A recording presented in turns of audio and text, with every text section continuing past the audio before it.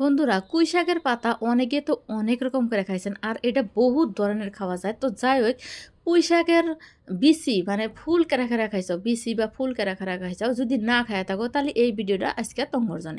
তো প্রথমে আমি কুই শাকের পাতাগুনা ছিঁড়ে নিতেছি, আর যখন ফুল ধরে তখন পুঁই শাকের পাতাগুনা খুবই মোটা মোটা হয়ে যায়, পুরোট হয়ে যায়, সেই জন্য মোটা হয়।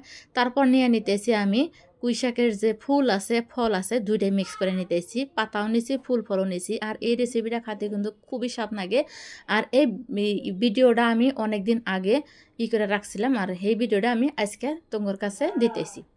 তো পুঁই শাকের গোটাগুলো আমি ভালো করে ধুয়ে পরিষ্কার করে নিয়ে একটা কড়ার মধ্যে দিয়ে দিলাম। দেওয়ার পর এখন যেটা দিলাম মেলাডি কাঁচামরিচ দিলাম, তারপর দিয়ে দিলাম পেঁয়াজের পাতা, দিয়ে দিলাম ধনিয়ার পাতা, আর পরিমাণ মতো দিয়ে দিলাম শুকনা মরিচের গুঁড়া। এখন দিয়ে দিলাম স্বাদ মতো নুন।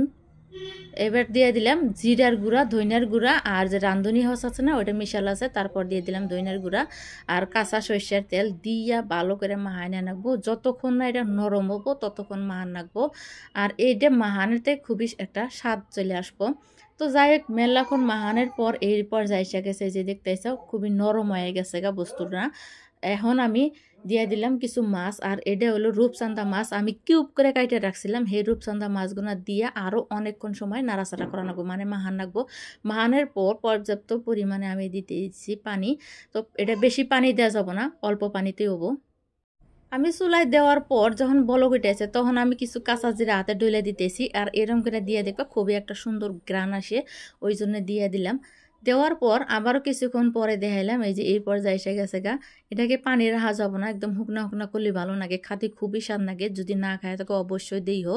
আর এই ভিডিওটা কীরকম হয়েছে কমেন্ট করে অবশ্যই জানাইবো। তো বন্ধুরা হয়ে গেছে গা, এটা আমি নামাই নিছি, এই যে একটা প্লেটের মধ্যে নামাই নিছি, দেখতে হয়েছে হুকনা হুকনা হয়েছে। আর এটা গরম গরম ভাত দিয়ে খাতে যে খুবই মজা। ঠান্ডার দিনে সাধারণত কুই শাকের ফুল পাওয়া যায়, আর পুরান গাছ হলে তো সারা বছরই পাওয়া যায়।